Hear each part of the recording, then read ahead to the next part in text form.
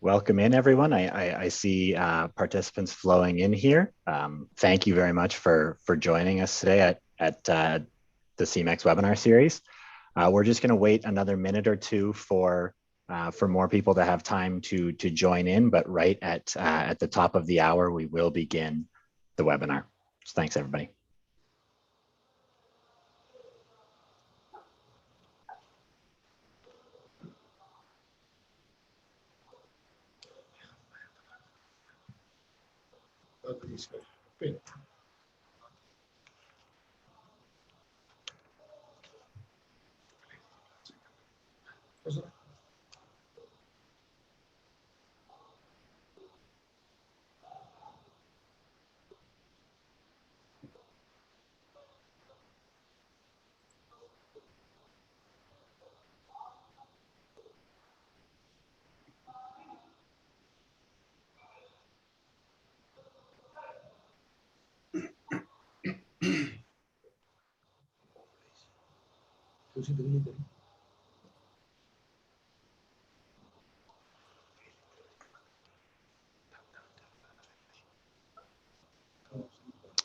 Okay, it is the top of the hour, so we will get started here.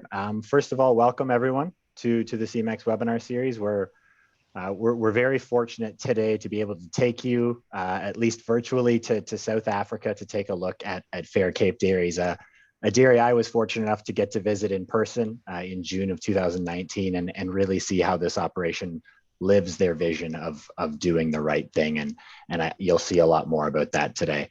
I'm also joined by my colleague, Matthew Cook from Semex South Africa, and then joined by the owner-operators of Fair Cape Dairies in Melt, Johannes, and Peter Loubser. But before we get into speaking to them, we're going to kick things off with a little video to show you a quick virtual tour of this impressive dairy, as well as their processing facility.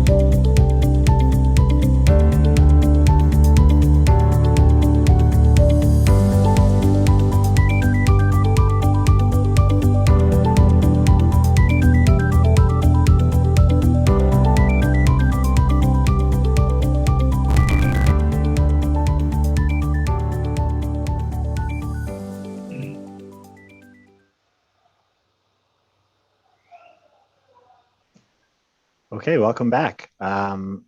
Just a few housekeeping notes before we get into the formal presentation here. At any time during the presentation, you're welcome to ask questions via the Q&A box at the bottom of your Zoom screen. So you'll see a little link with two chat boxes there. That is the Q&A link, and use that to put in any questions you have as we go through the presentation.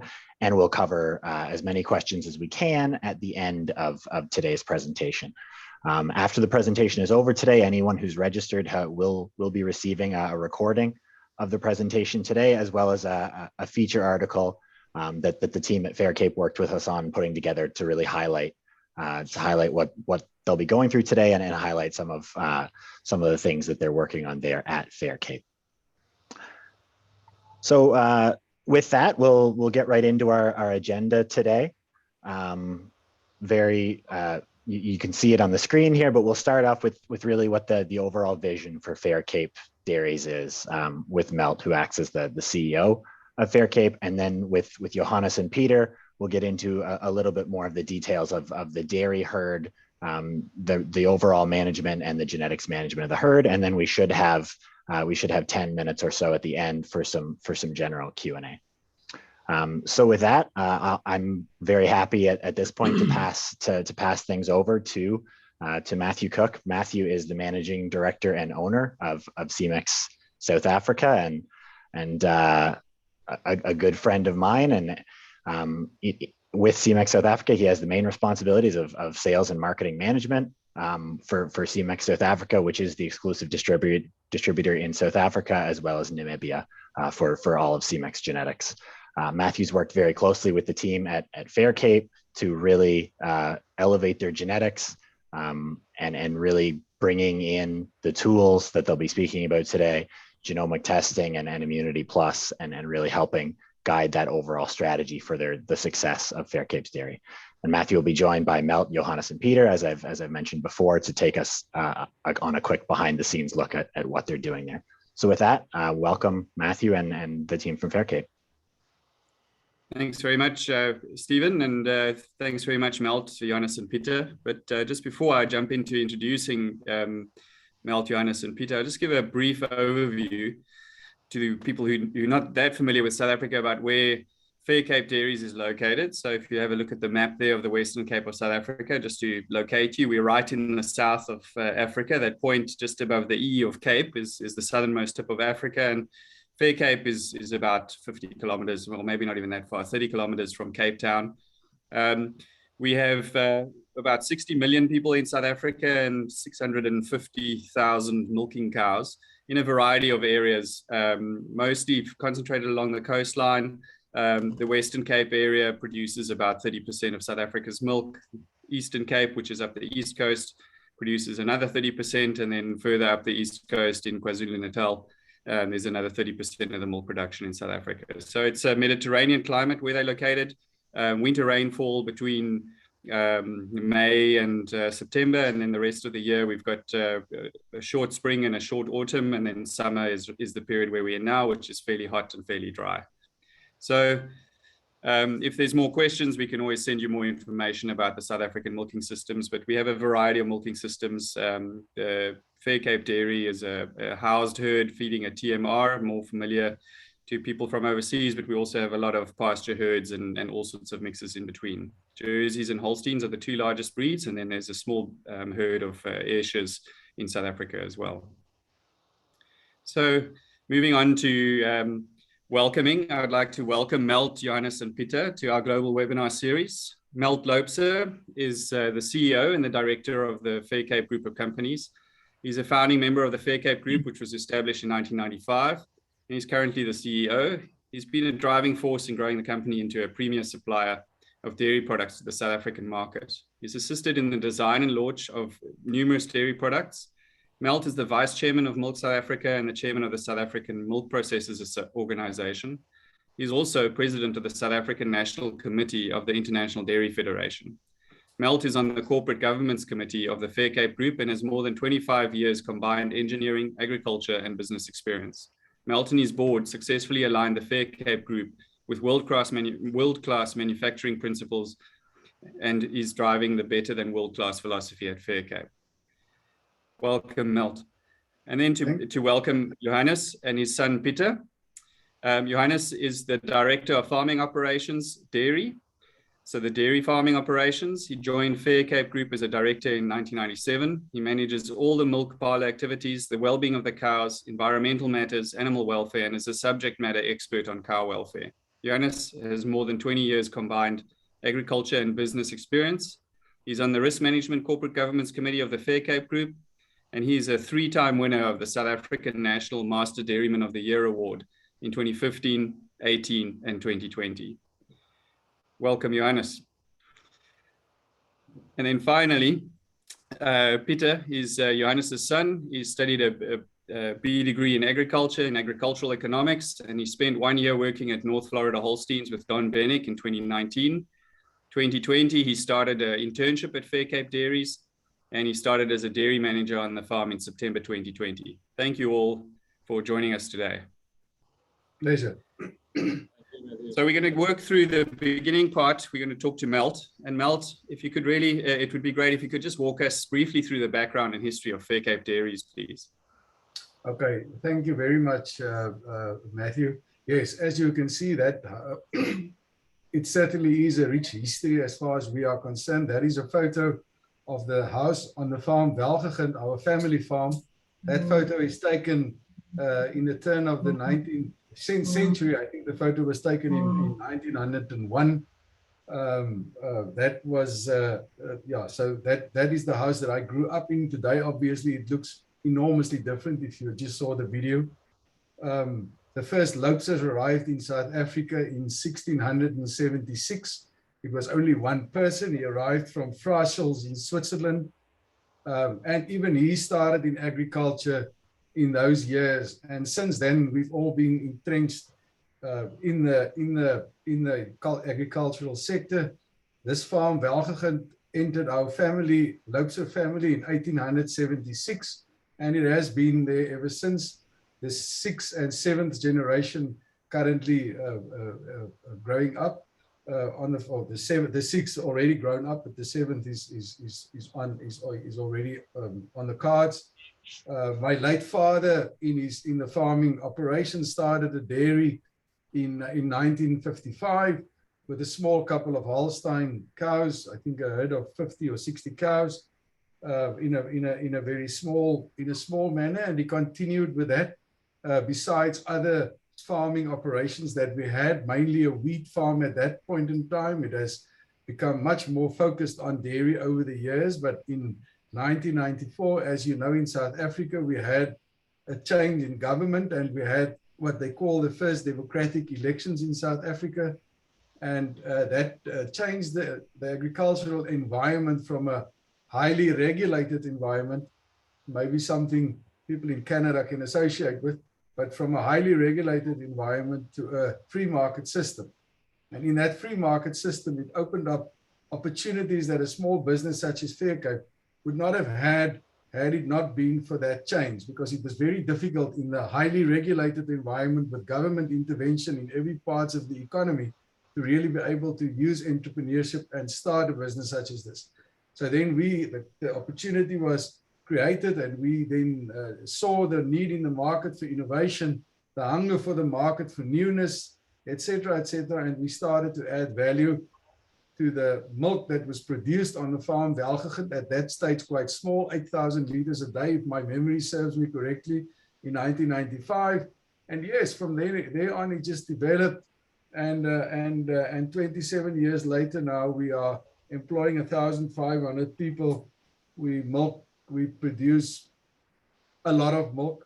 I don't know whether I'm in the region of 100,000 liters of milk per day, which is what our own production is. We also buy in a lot of milk from other farmers in the region and other areas, and we produce a wide variety of products. We've got a vertically integrated supply chain from farm to fork, and yes, that is the history as I can sum it up in a minute or two, Matthew. It's an enormous amount of things involved, even if I must think about the blood and sweat and tears in bringing about this thing, and the enormous special type of person that you need to be in the dairy industry. The dairy industry is not for sissies. It's an industry that requires a very special breed of person because of the magnitude of the demands on you as a person. And obviously that goes from the farm right through to the processing facilities, for all the reasons that I believe most people that is on this seminar would recognize. Thanks very much, Melt. I think that's a nice way to switch over into talking a little bit about the family. It takes a special breed of family as well. Can you walk us through the organizational structure and how the family is involved in the business? Yes, I think that we've got we are 5 brothers. You can see the photo there. I'm not going to, I can explain the whole photo to you, but I haven't got a lot of time. Obviously, you know, that's me in the front and Johannes at the back. And then I've got 3 other brothers, Louis, Edward, and Philier, all qualified, well qualified. And it formed a perfect foundation. We started off very small, and later on everybody joined the business because everybody had training, everybody was skilled, were highly skilled, and we used that skill at the time to form the foundation of the structure of the business that we needed back then.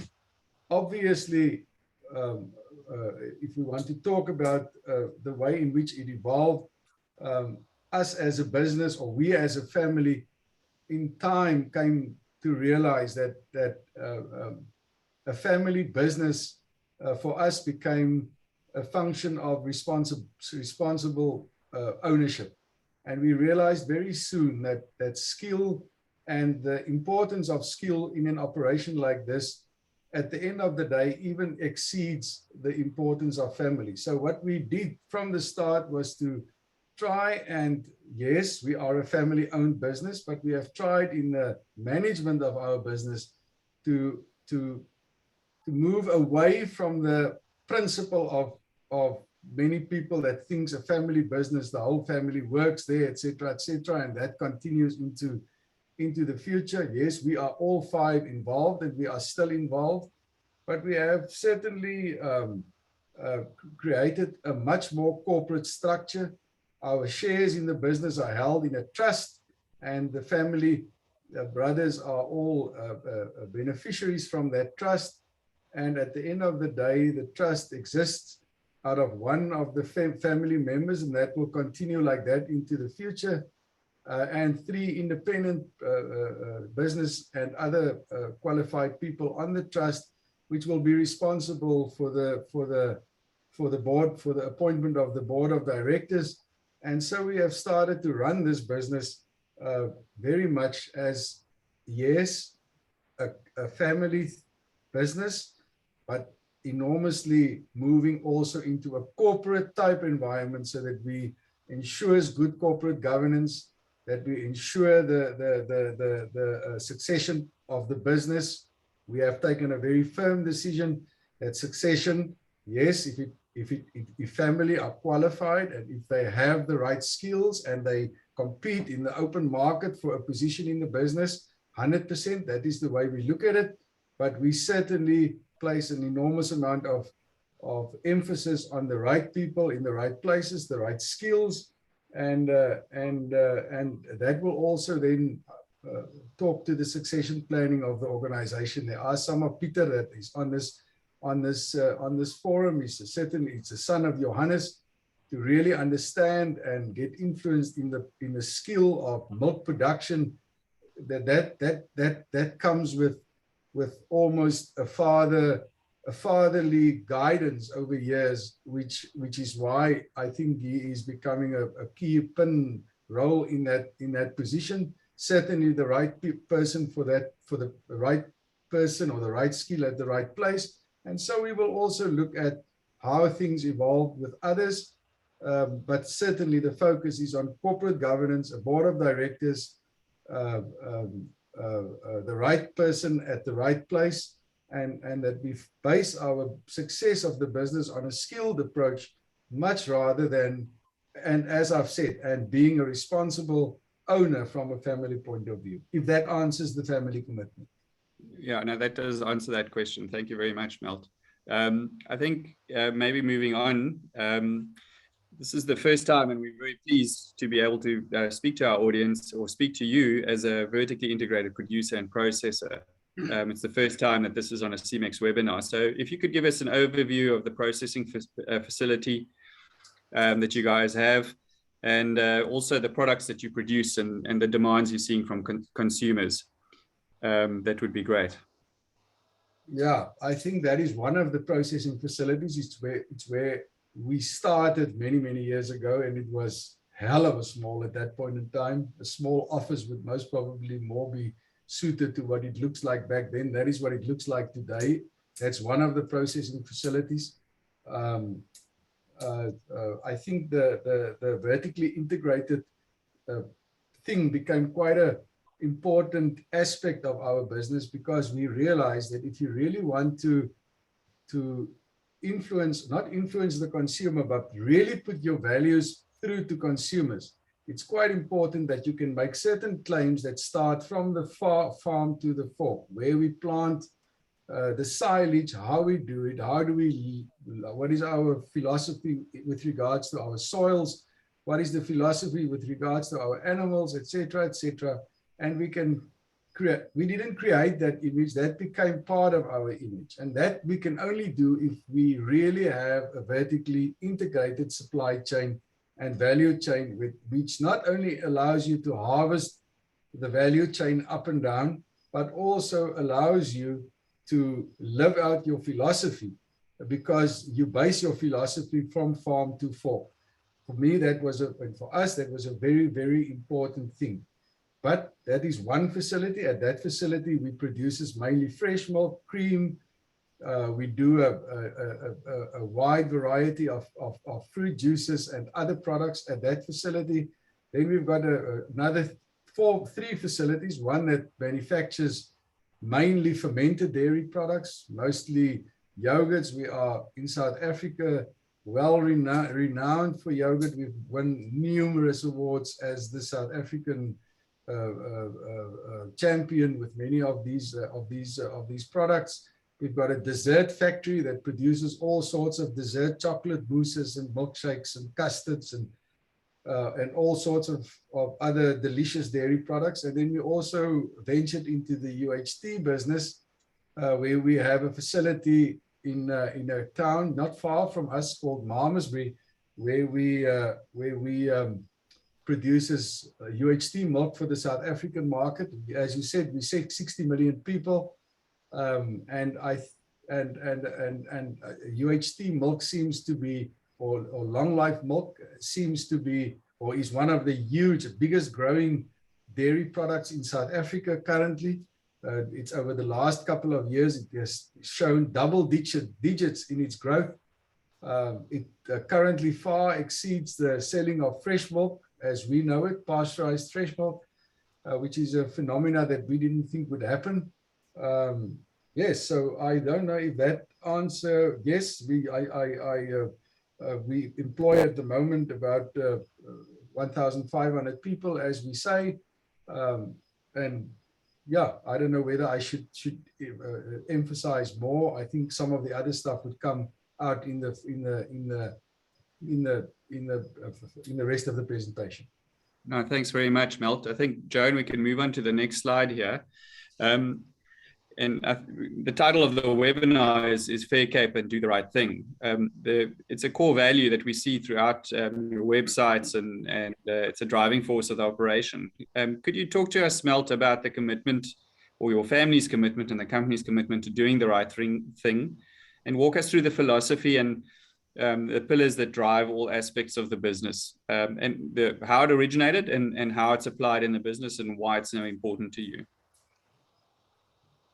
Yeah, I think that it's to a certain extent part of our way of thinking, because we grew up in such a beautiful part of the world. So nature and the whole natural environment became part of our DNA. But I think the do the right thing basically came from somebody that one day asked me, so what is the culture of your business?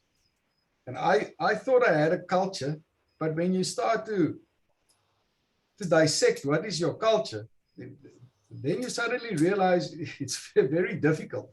What really is your culture? And I think that to a very large extent made us decide as a company that if you truly want to have a culture, you have to start to teach people your culture. What do you stand for? And that is where we started the principle of do the right thing. And we started to really unfold and started to unpack what we mean by doing the right thing. And we came up with a fair, I think there's 13 aspects on how we see the responsible human being doing the right thing. And we have given that emojis to it, and we have embraced the principles of Ubuntu. That is an African thing. It basically means I am because you are, or I exist because you are. You exist, we live, and we let live in the process. But there's 13 of those. It's very well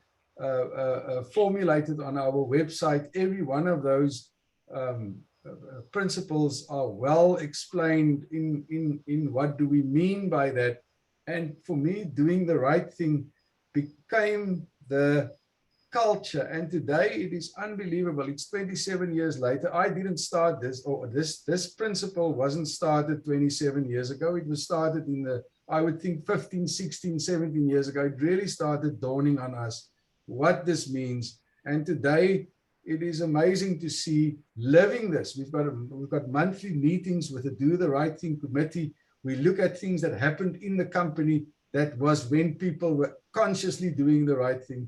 We put that in a document that is circulated once a month, where Do the Right Thing ventures in the company took place, and it is circulated amongst the whole group. And it is amazing for me personally to see how people say to me in various forums, we have to do the right thing. And that is what we meant, and that became the culture upon which we built the business. If that answers the whole of the question, Matthew, I don't know if I need to elaborate more than that. Certainly, you talked about our pillars, and yes, I think our pillars to us, animal welfare, which is, I think that is just before the partners. You talked about the 3 pillars of the organization, which we built on animal welfare, which we built on social welfare, and the reason why these things are all, and obviously the environmental part, the reasons why all these things are there, it is because animal welfare to us is just something that is incomprehensible that it would not be there. And we believe that a happy animal is in South Africa, I was forbidden to talk about happy animals because they say that you cannot ask an animal whether it is happy. But we believe the way in which our animals are treated, the way in which we look after them, certainly impacts on the business. It impacts on not only the profitability, the quality of product that we produce, but certainly it is what is today expected of consumers.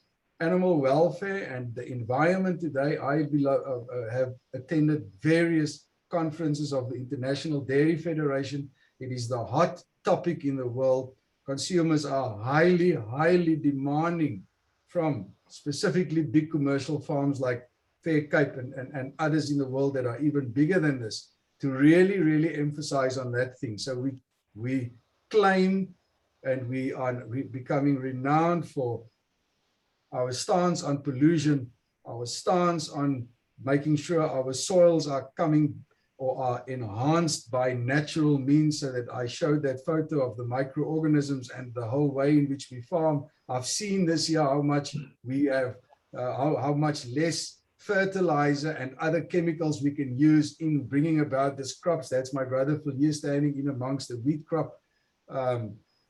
With the social environment, it is absolutely our responsibility. We're huge in the human resource side of our business. We believe in training and development. We have a Fair Cape Cares Foundation that looks at social welfare and that has got various social institutions which we support. So those are the pillars of our business, and it has been the pillars, and it will be the the foundations that we will build on moving further into the future. I don't know whether that answers that part for you, whether there are any questions. Thank you very much. Possible in the time to my avail to really go deeper into all these.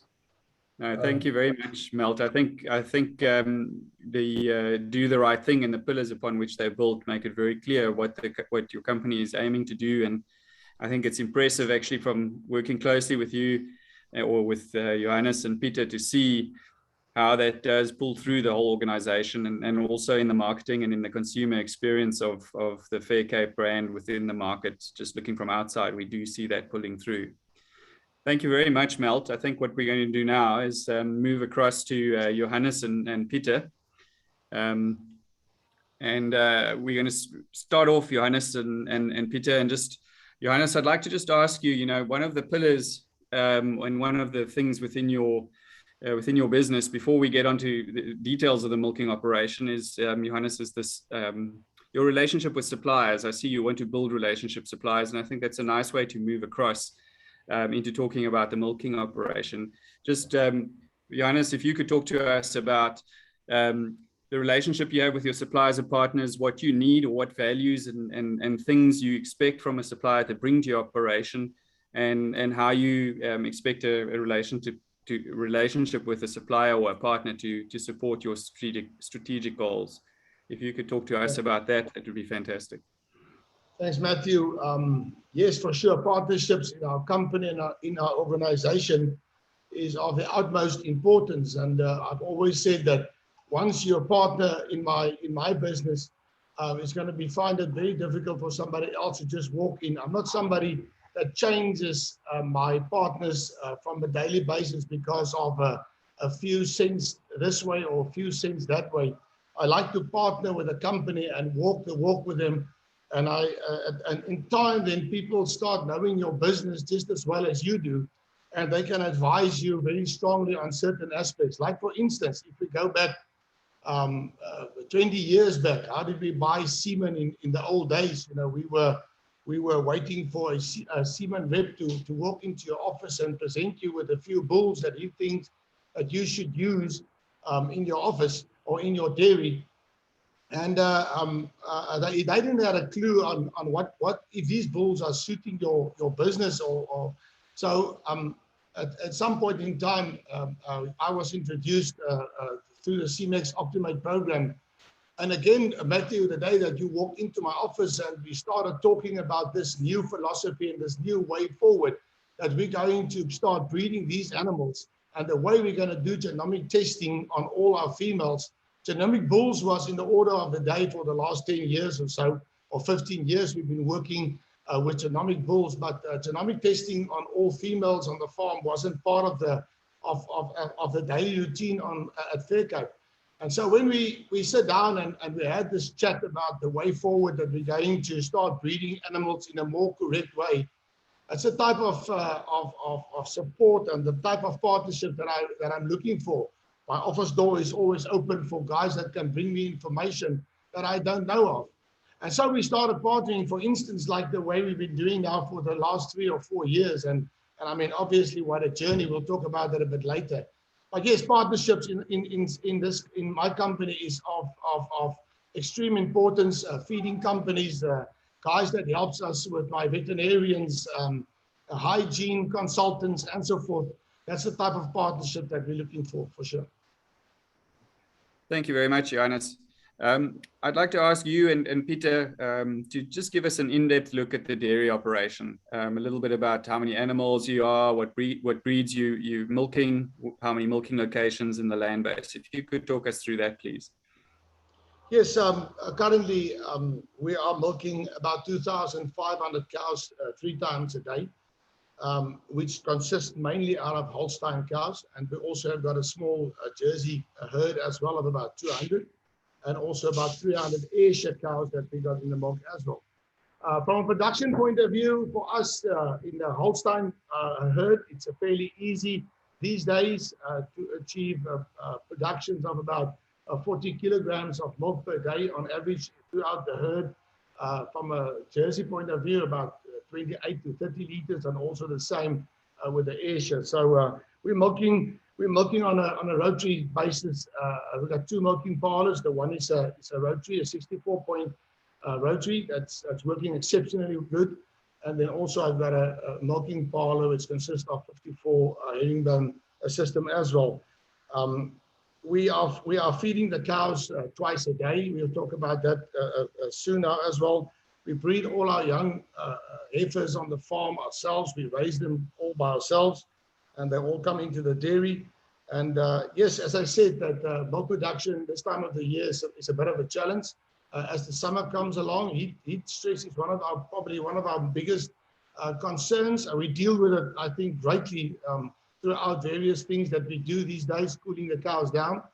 But come winter time again, then milk production increases rapidly, and it's easily to achieve for us 40, 41, 42 liters on all stands throughout the winter period. Thank you, Johannes. Could you talk us a little bit through your housing and the facilities on both your locations? Right, we got the typical free-stall barns that we all know of, which consist mainly out of compost beds. We make our own compost, which works tremendously well on the cows. It's very comfortable and so on.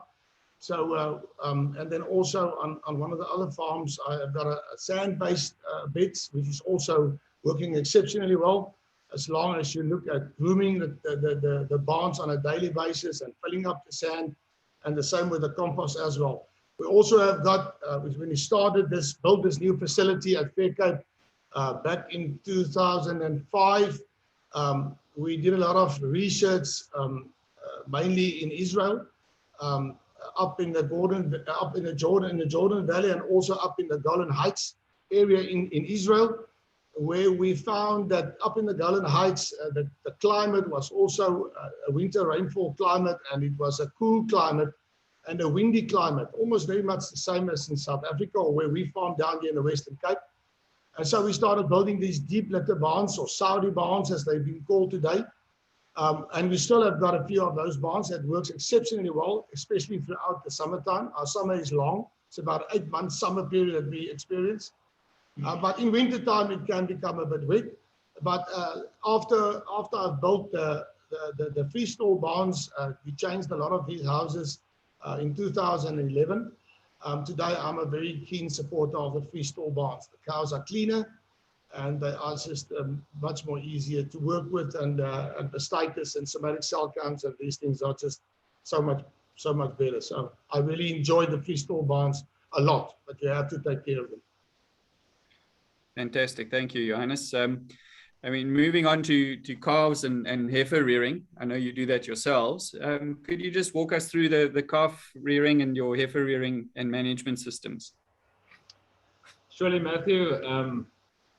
Yes, I think I must start with the steam up camp. So our steam up facility is right next to the maternity barn. And when a cow goes into labor, she'll be brought to the maternity barn, and she'll have a supervised calving to make it easier for her. And then it's important for us for the calf to have about 10% of her body weight colostrum within the first hour. We also monitor this colostrum for quality purposes. And then we will give another 4 liters within the next 9 hours after calving. Thereafter, the next day, the calf will be taken to individual hatches, where she'll be weaned at about 56 days thereafter. And it's important for us to obtain an average daily gain of about 700 to 800 grams average daily gain. And after weaning, the calves will be put together into groups of about 40, and where they'll be staying for up to 6 months on 18% protein pellets, and thereafter be fed a total mixed ration until about 14 months of age, where they'll be weighed. And again. Yes, they'll be weighed again for AI. Yes, at that point in time, they must weigh 400 kilos at 14 months of age. Then they'll be ready for insemination. So that's it. Yeah. Thanks very much, Peter. let's get to have a look at just what your herd management practices and what some of the goals are, the reproductive goals are for the herd. Johannes or Peter, if you would like to talk us through that, your preg rate and conception rate and cull rate and things like that, please. Yes, the pregnant rate, if I go back at about 5 years or 10 years ago, we struggled to reach a pregnancy rate of about 22. And these days, especially in the winter time where the temperatures are cooler, in summertime, the challenge to get cows pregnant is definitely a bigger challenge. But currently we run anything between 25 and up to 30 of pregnancy rates. So we get our cows easily. It's one of the strong pillars in the dairies. From the dairy point of view, is fertility in our herd. So we get our cows fairly easily. We get them pregnant, and also we achieve good PD checkpoints as well. And the conceptions of our cows and the fertility of our cows are just on a very high pace. I see also that our average days in milk currently we run at about 170 to anything between 170 and 190 days average days in milk. Our mortality rates of our calves gets monitored obviously as well, and we achieved on both farms for the last 12 months we're around about 4% and just below 4%. So we are very happy with the mortality of our cows. We do use a synchronized program as well called the CEDAR program. That's only on problematic cows. So we will use a small amount of the cows goes, if I must guess, about 5% of our cows goes onto the CEDAR program. So we use the CEDAR program definitely as well with great success. We get a conception rate of about anything between 40 and 45% on our CEDAR program. So yeah, for sure, fertility is a one strong pillar in our herd. I always say that my herd is based on three main pillars, of which fertility is one. Cow health is another one, and that goes along with longevity as well.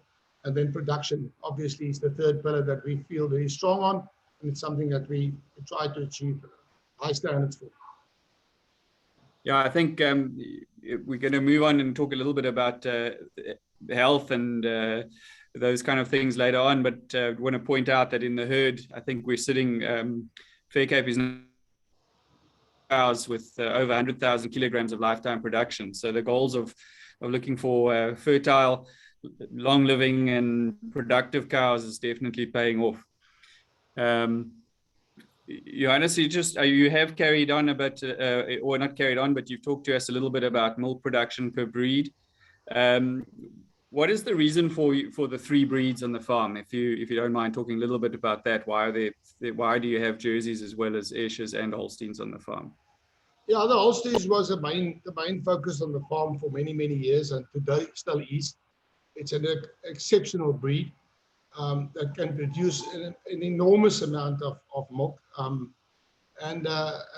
but the one thing on these high production facilities or high production units as we've got is definitely the solid content is always a challenge to produce enough butterfat or produce 3.6 and above butterfat from a high producing Holstein herd like we've got.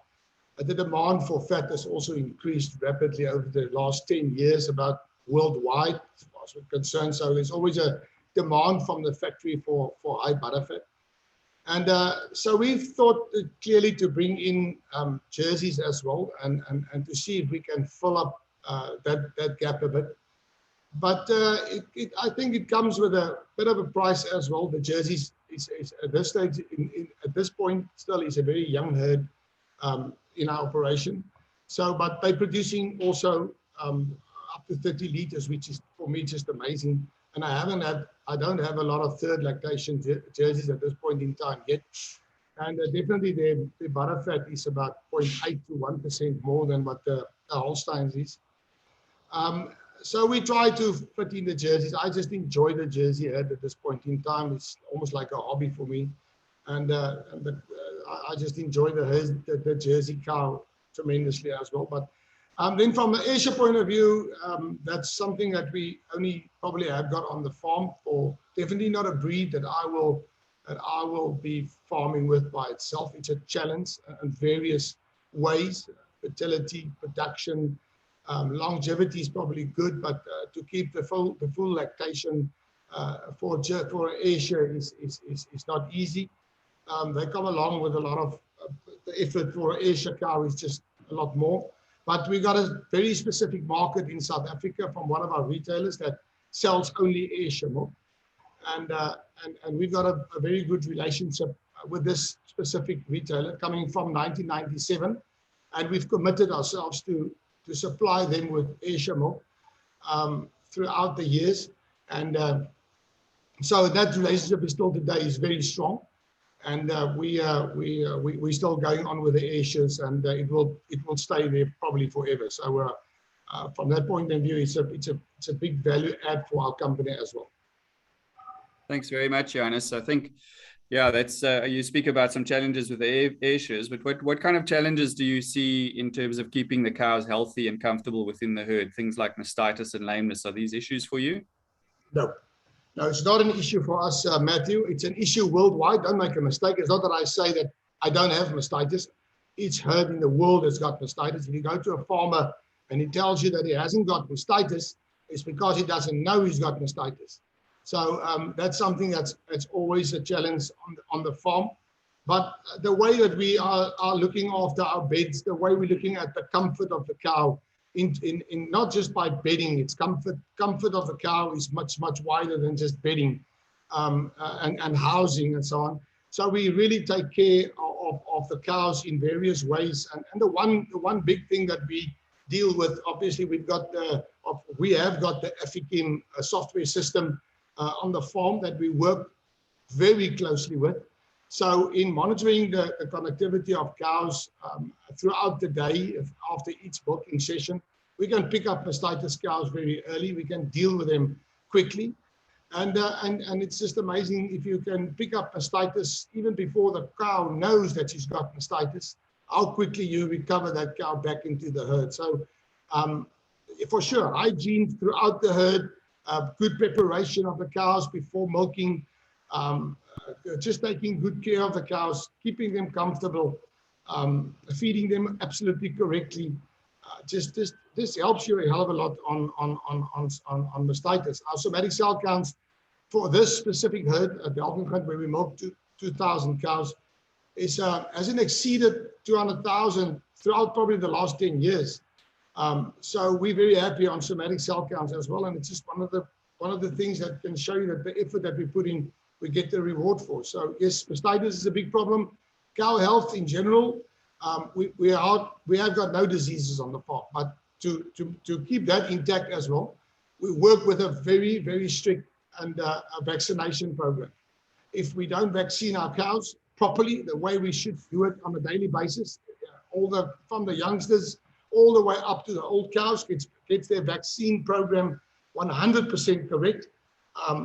It's just a big benefit for you. I mean, we can't gamble with diseases, so we keep our vaccination program intact. Thank you, Johannes. I think that's a good point to switch over or to move on to the breeding strategies and goals. And there's been a question that I see has come up is about what's the cow philosophy. But I think let's just move on and talk a little bit about breeding strategies. And so what are you breeding for? I think we touched on it, but Johannes, if you could just talk us through what your goal is in terms of breeding. And then we can have a little bit look at some of the mechanics or some of the technologies we're using to try and achieve that. Yes, a lot of people always ask me, what is your breeding strategy? It's probably the question that when a semen rep walks into your office, it's the first thing that he asks you. So what is your goal? What do you breed for? And it's fairly simple. I breed for three things, and we did talk about it earlier on. I breed for me, the most important things in a dairy is fertility, longevity, and milk production. So how do you achieve longevity, for instance, in a herd? You have to breed the correct dairy cow for a TMR system. So we have to take care of of other attachments. We have to take care of teat placements. We have to take care of foot and legs. If it comes to production, we want to create the perfect cow from a capacity point of view, and cows that can, putting their feed into milk, the conversion of feed into milk, and so on. That's important things. That's what I breed for. I breed for probably the thing that I'm the most proud of on the farm is the longevity. I think once you can reach longevity in these type of herds, in an intensive TMR system where we are producing this enormous amount of 13, 14 1,000 kilograms of milk over a 305-day period, the challenge is to keep your cows in the herd. And then the question comes quickly to us as what's your average lactations and so on. And I always say I don't really want to measure myself on average lactations, because one guy's got a long lactation curve on his farm and the other one's got a short lactation curve on the farm. It's for me more to look at what is the average liters of milk that your cows are producing over a lifetime period. And for us, 15 years ago, we probably achieved our first 100,000 kilogram cow, and these days, it's like every month there's one or two getting added to the list of 100,000 kilogram cows. I think my oldest cow on the farm has just clocked 140,000 kilograms. I think it's a new record for us. So I like to measure myself on the amount of milk that my cows have produced over a lifetime period. We do not use any RBST on the herd. We stopped that in December of 2005, and we haven't touched the needle again when it comes to RBST. Not that I'm afraid of it or I'm say anything bad about it, but it's just our philosophy is not to use RBST. And I believe that has also played a big role on fertility and general cows on the farm. So we try to breed, Matthew, we try to breed the perfect cow. And these days also, we all know that the big Holsteins, I still love my big Holsteins, don't make a mistake. But we tend to breed them a bit smaller, more to a medium frame type of cow. So milk production as a percentage of body weight becomes a big factor for us. It's something that we measure every cow throughout their lactation. Is milk production as a percentage of body weight. So that's an important figure for us. I think we're currently running at about 7.5% or something. We checked the other day, which is to me extremely high. But that's an important figure because big cows can eat you bankrupt and you don't know about it. And small cows can be very profitable. So, thank you very much, Johannes. I think moving on, I'll just jump in here. I'm also quite familiar with the breeding programs. Is that Fair Cape is genomic testing every Holstein heifer born on the farm, and that's started 3 years ago. And Johannes, I haven't shown you this graph recently, although you've seen a similar one.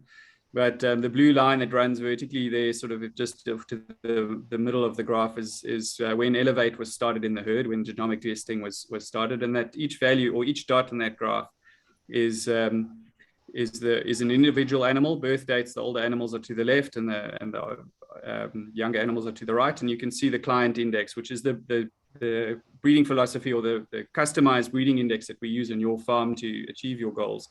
And we can see very much the improvement from the older animals to the younger animals. And Joan, if you move us across to the next slide, the Alleviate system automatically, based on the DNA test result, divides the animals into their sex semen group and into a beef group. So currently, and this is what's quite exciting, is that for the last, I think close to a year, we've been breeding only sex semen and beef on the farm.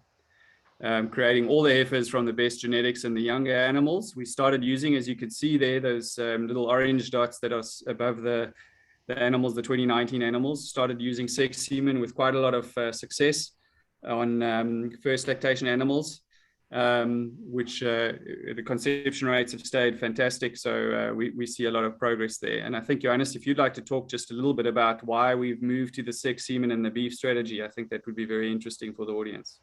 Yeah, probably just in short, I mean, the philosophy is why do you want to produce a heifer calf from a 6 lactation cow? and a bull calf from a first lactation cow. It just doesn't make sense. So we've changed our strategy completely to produce all our heifers from this top group of cows that you can see there on the right-hand side on my screen. That's the top genetics currently in the herd, and that's where I want to produce my heifers from. So it just makes so much sense. So we use sex semen on most of those heifers. The Optimate program will give us the exact cows that we must use sex semen on the top genetics, and we can by just using the sex semen make sure that we provide enough heifers to fulfill the needs of the herd in the months to come and also in years to come. So we can easily now detect exactly how many heifers do we need to grow the herd, or either to stay stagnant if our production is at full capacity. And then also we always produce Holstein or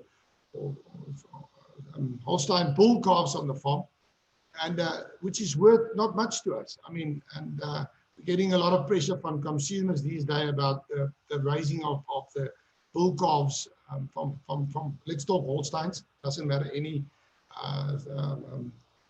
dairy animal or breed, but so we don't want to produce any Holstein bull calves anymore. So we changed also the strategy towards using on this specific farm Angus or beef semen. So all the older cows now, let's say second lactation or definitely from third lactation upwards, are all getting inseminated just by beef semen. And the demand for those youngsters that gets born, I had a guy today in my office, he wants to sign a long-term contract with me to buy all these animals, because the Angus that we currently use on the Holsteins is specifically breed for this dairy breeds. And these guys, there's a huge demand for these animals. So, and we get about 3 to 4 times more for these young animals at an age of 3 weeks, and I sell to guys that grow them further. And so we use beef semen on all the old cows, and we use all sex semen on the young, high potential females on the farm. Thank you very much, Johannes. Yeah, it's quite exciting when we start to look at the impact of a second income stream from beef on a farm, and then also the impact of breeding your best animals out of sex semen. Joan, if we move on to the next slide, I want to breeze through a few slides here, but we now have animals that have been genomic tested that have finished their first lactations. And we had a look on this graph just to have a look at, to see what the breeding values of the animals looked like compared to their actual production. So if you look at the line that runs through in those values, 992 on the left, and then 375, -13, and -528, those are the breeding values for milk for the cows in each of those groups. And the larger 5-digit numbers at the top of each of the big blue bars, that's their actual milk production. So if you look at your top 25% of the cows, and that's on genomic value. So these were animals that were tested 3.5 years ago, and we're very pleased to see that what the genomics tells us we get, and that's also helped well, we knew that the science was there, but it's really good to see that in the herd. Joan, if you can move on a little, 2 more slides. So just talking about Immunity Plus, Johannes or Peter, Immunity Plus, I know, is a big part of the breeding strategy in the herd, and as far as possible, we're using, if there's 6 bulls, 5 of the bulls will be Immunity Plus bulls. But again, we use some of the genomic data on the farm and correlated that with actual. And we looked at straws per pregnancy for 684 pregnant cows on the farm that have a genomic test. And with Semex, you do get an Immunity Plus result. And we divided them, we looked at the the genomic results for immunity, low group on the left, average in the middle, and high on the right. And when we look at that, we see that the low immunity animals, 1.84 straws per pregnancy, and your high immune responders are getting 1.54 straws per pregnancy. There's a very nice to see that the healthy cows, and the assumption here is that healthy cows are getting pregnant quicker. So we're using this genomic data quite aggressively in the herd, and I think everybody at Fair Cape seems to be very excited about this. I don't know, Peter, if you'd like to make a brief comment on that, that would be fantastic. Yeah, Matthew, my dad always told me there was a theory that high milk producing cows is not very fertility fertile cows, but that is absolutely not the case. With the Immunity Plus, we can see that the cows are producing a lot more milk these days and are much more fertile. So yeah, I think the Immunity Plus program is very much beneficial in this regard. Thanks very much, Peter. We're going to briefly just ask, there's a few questions, Johannes or Peter, just about feeding and nutrition. What field crops do you farm? What silage do you use? A little bit of the rations and in-parlor feeding, and then just how much concentrate each cow gets per day. Sorry, I've skipped through that slide as well, but we did talk about that, about the sexed and beef strategy, but just on feeding and nutrition, if you could very briefly talk us through that, because we're coming to the top of the hour and there's some questions that we would like to get to. Just quickly on feeding inside the parlor. Yes, I did that a few years back, or probably 10 years back. We did challenge the cows to eat on the parlor, in the parlor as well. But my biggest problem with that was my cows didn't finish whatever we put in front of them. I mean, obviously we put tasty stuff with soya and maize or whatever we put in front of them. But our challenge was, from a TMR point of view, it was a challenge to get the cows to finish up what we put in front of them, and it wasn't more than 2 kilos or whatever per cow. But it didn't make sense at the end of the day. And when it comes to grazing, the guys who milk from grazing, it's a different story. The cows enjoy whatever you put in front of them. They are probably a bit more hungry or whatever, I don't know. But coming from a TMR system, the cows are got feeding in front of them available for 24 hours, and our cows probably just wasn't hungry enough to finish up whatever we put in front of them on the table. So we stopped feeding inside the parlor. But Peter can elaborate a bit more on what we currently do on the TMR base. Yeah, so Matthew, we have 2 silages on the farm that we use. We have about 2,500 acres of oat silage that we produce on a yearly basis, and then we have about 500 acres of alfalfa under irrigation, and we also make silage of this at about a 50% dry matter is our target. And then we have our own wheat straw. We are producers of wheat, so we bale the straw, and then we also buy in apple pulp, and obviously our concentrates from our feed company. And then we use a program called Digistar. This is a fairly new program for us. We've been using it for about 3 weeks now, which gives us a lot more control over feedings throughout the day, which I like to call precision feeding. And I can much more closely monitor the loading of the feedings, the unloading of the feedings, the times, we have a target dry matter in our total mixed rations of about 55%, which is a lot drier than what the Americans are doing. But we only feed our cows 2 times a day. About at 7 o'clock in the morning we start with the first feedings, and then about from 2 o'clock onwards we will start with the second feedings, just to be pushed up the next morning. And yeah, that's about it from the feeding side. And yeah.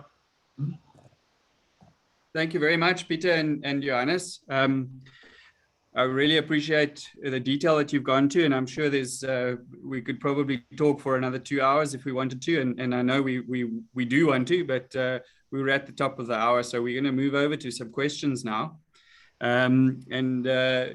Stephen, I'm going to hand over to you, but the first question that's come up that was actually asked by an attendee was, what are the future plans of the dairy? And so Johannes and Peter and Melt, if you just, I think Johannes, if you talk briefly about that, and Melt as well, what are the future plans for Fair Cape, and where do you see those going? And then once we've answered this question, then we'll hand over to Stephen to see some live questions that have come through. Okay, but just quickly, Matthew, one of my future plans as already exists sitting next to me. So it's one of the things that I'm very glad today that I've got a son that can that sit next to me, and it's really become my right hand on the farm. But for sure, we are at this point in time we're fairly filled up capacity from a capacity point of view on the dairy. Milking 2,500 is fairly much full capacity for us. But we had talks over the last few weeks about probably increase fairly rapidly in the next year or so. We haven't got finalized projects on that, but we're busy investigating a lot of different options. And because the demand for milk in the company, it just keeps growing. Fair Cape, the demand for our products from customers and so on is just increasing. We can talk quickly about that. But yes, we are busy with plans to increase our facilities probably with another 1,000 or 1,500 cows. I'm not too sure at this point in time, but there is definitely plans on the table. Thank you, Johannes. Melt, if you'd like to talk a little bit about the market and the future of the business as you see it. Yeah, I do think that our approach towards vertically integrated supply chain would continue. Therefore the talks, but I also think if you look worldwide, you'll find that not only does world populations increase, I think we currently, if I look at the latest information from the IDF, the world population is between 7.5 and 7.7 billion people. Milk consumption over the last 10 years has increased from plus minus 104 or 105 to about 115 litres per capita per year. In South Africa, it is quite low, in the region of 70. So I think there's a huge potential for growth on the South African side with its 60 million people. But there are also other things, and that is the continent of sub-Saharan Africa, which we all know is an area in the world that is quite that is one of the last or few developing areas that's still out there waiting to be developed. They talk about plus minus 3 billion people in 2050. That is what the stats show us, and I think in South Africa and in Cape Town per se, where we're close to the harbours and in a country with very good infrastructure compared to the world class, if I could put it that way, I think we're well suited to harvest the potential of a free trade agreement between sub-Saharan African countries. Yes, it'll take time, but I do believe that there's a huge potential waiting, and that we will also base our future growth on the potential that lies there. And obviously the fact that even in South Africa, milk production has grown over the last 10 years by 23% in the country, which is an indication all milk that is produced in South Africa is virtually consumed locally, and it gives you an indication on the demand side of dairy and dairy products, of course, because milk production follows the need from consumers to consume dairy products. Thank you very much, Melt. And once again, thank you, Melt, Johannes, Peter, for making time. It's late in the evening, after 8 o'clock in South Africa for a dairy farmer is extremely late. So I really appreciate your time. And I'm going to hand over to you, Stephen, to bring up any questions that may have arisen. Excellent. Thank you so much, Matthew. And once again, thank you to Melt, Peter, Johannes, the Loubsers for spending their time with us and providing such valuable insight into their operation. Please, for everyone attending, continue to put your questions into the Q&A, and we'll try to get to them as we can here as we have time. Before we do that, just a couple quick promos. And I should say before that, I was reminded by a colleague, I never introduced myself. My name is Stephen Larmer. I am the Director of Genomics and Analytics at Semex. So that's my role here. But what I'd like to direct you to here first is the Fair Cape website.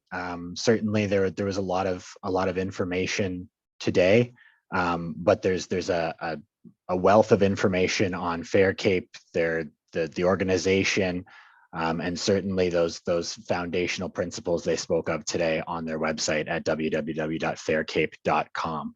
And just quickly before we jump into questions here, I would like to point you to the next webinar in our series here on Thursday, March 10th at 1 p.m. Eastern, looking at First Farms, a very large progressive farm in Europe. So that being said, we'll start to jump into some of the questions, and we've got a number of questions that have come through, both in the Q&A and the chat box, and please, everyone keep those coming. First question I'll point you to is, have you thought about automatic milking systems into the future to try to alleviate labor concerns? Probably not at this point in time, as with the weakening of our rand, it's a very expensive operation for us in South Africa, and you will not probably find, I know of one milking, what so-called robot that we've got in South Africa running. There's only one such a system. Labor in South Africa is cheap, and labor is we got enough labor, and believe me, training of labor and it's just one of the most important. It's a very important thing on our farm, and with the rotary system, where we currently milk about 360 to 400 cows per hour. It's just an amazing operation, and at this point in time, now putting the robots in for 2,500 cows is a very expensive operation for us in South Africa, and at this point in time, we haven't gone that route. I've seen it in Europe. I've seen it many places. It's absolutely amazing, but with these amount of cows, no, I haven't.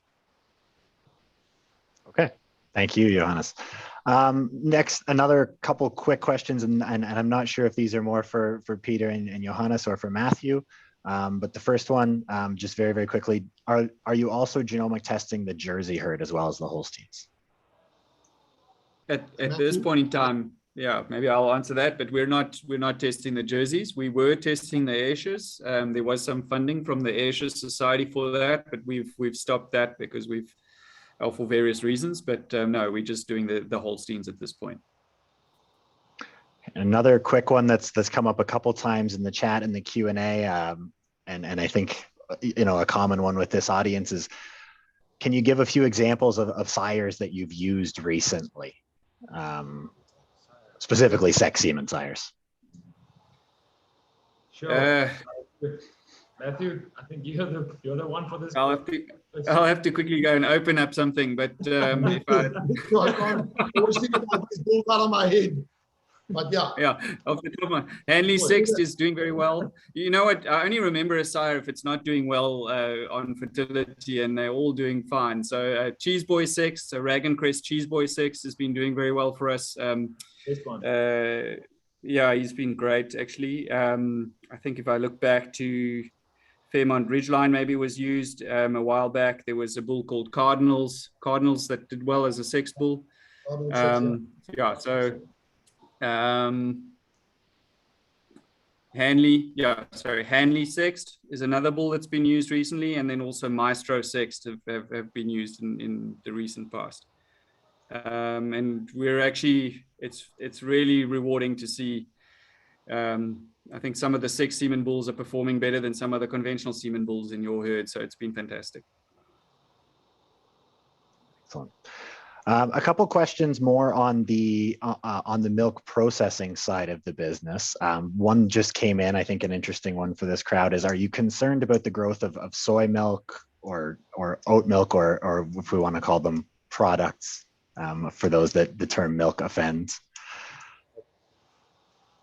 Are we afraid of that? I think that let us not talk about the fact that soya juice is called milk, but let's leave that now. That's just a comment. But the fact of the matter is, I think that there are preferences in consumers, and I think that dairy needs to earn its place in the world. Dairy is a highly nutritious product. It can serve the world with fantastic nutrition.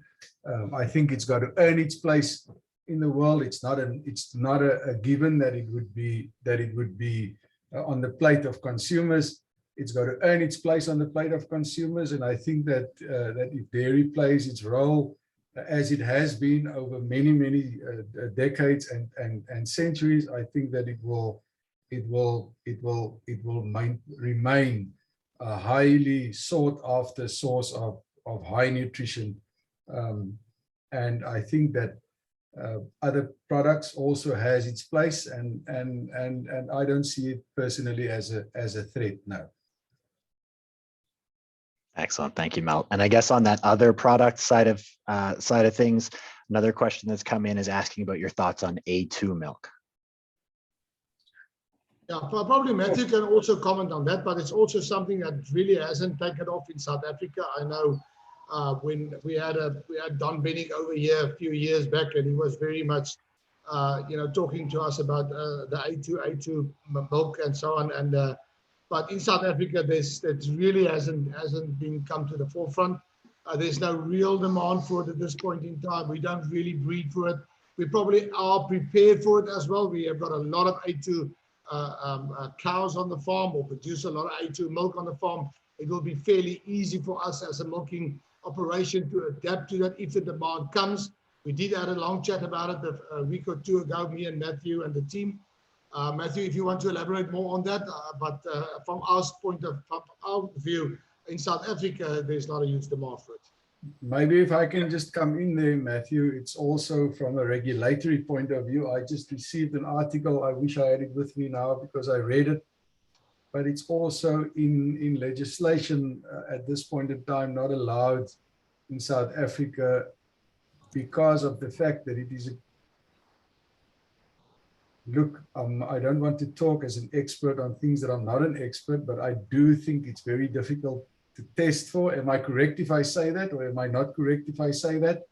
But in any case, on labeling and marketing, you're not allowed in South Africa to label A2 or A1 milk. So I think if that also maybe put some clarity on the matter, but that it is definitely a phenomenon that is developing in the world and something that we will be closely monitoring. Okay, excellent, thank you. Can you speak briefly to your selection criteria for the beef sires that are used as you're growing that portion of your herd that's bred back to beef? Matthew, can you do that one? Yeah, sure. So we're looking at relatively easy calving, so not extreme easy calving, with moderate birth weight animals or birth weight sires, and then with fast growing and easy muscling, sort of high production beef sires. What we found is that the dairy animals give you a lot of very long ribeye, and when we start adding in some Angus, and we're using a little bit of Limflex bulls, and we have in the past used Simmental as well in the herd, but primarily now we're using Black Angus and Limflex.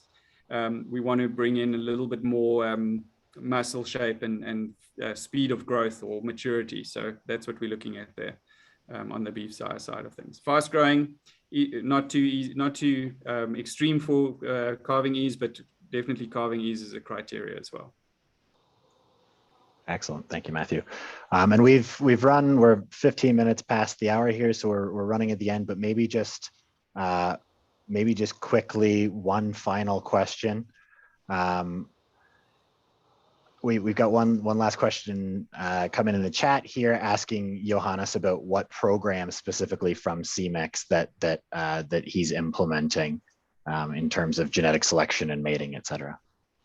The Optimate, we're currently using the Optimate program, so it's also probably something that Matthew can elaborate more about. But the fact of the matter is, the program that we currently use, to me, feels like a bulletproof program. Where we address all the negatives on the dairy. We can monitor it. We know exactly what the future looks like, and we can just breed according to it. So, but we're using the Optimate program on the farm, and we take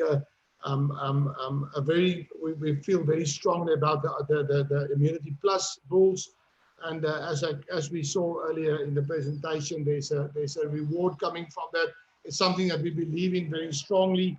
in the immunity of animals against various diseases or problems and so on. So yeah, for sure. But the Optimate program at this point in time is what we are using.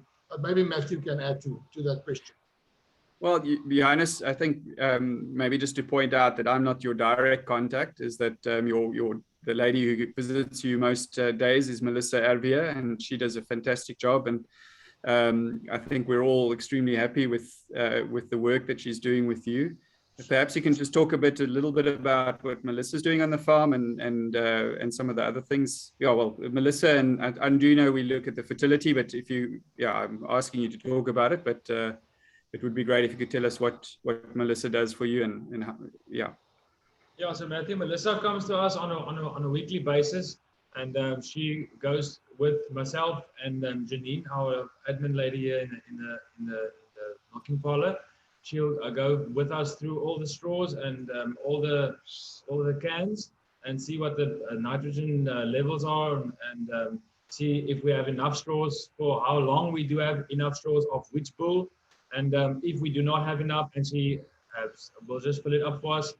And yeah, that's basically what she does. And she also does the testing on the farm, the practical testing on the farm, or the sampling, not the testing, the sampling on the farm, to make sure that it's done 100% correct on the farm. So, but Melissa is a huge benefit for us and a huge add-on for us.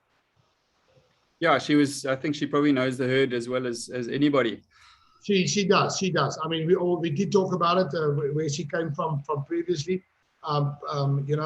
Melissa worked for the South Africa Holstein Association, and Melissa scored all the animals on the farm. There's not one person, including Matthew, that knows the herd better, and including myself, that knows my herd better than what Melissa does. So when she talks when she provides us with information on which bulls we must use, is because the girl has really got the knowledge.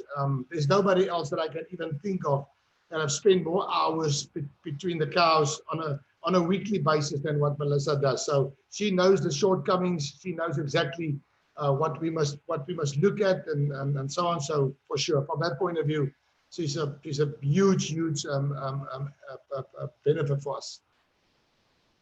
Thank you very much, Johannes, and thank you, Peter. Excellent. And with that, I'd like to say thank you once again to the whole team of Fair Cape for their time, their thoughtful answers to the questions today. This has been a really excellent session. Thank you to everyone who joined us today, and those who are listening to this after the fact as well. Thank you for your time and attention.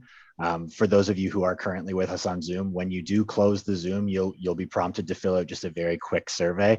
And that really helps us just fine tune our webinars going forward and making sure that we're providing the content that you want to see going forward. So if you take those few seconds, we would really appreciate it.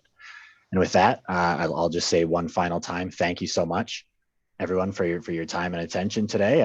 And thanks for joining us. And we'll see you in a few weeks with the webinar on First Farms out of Europe.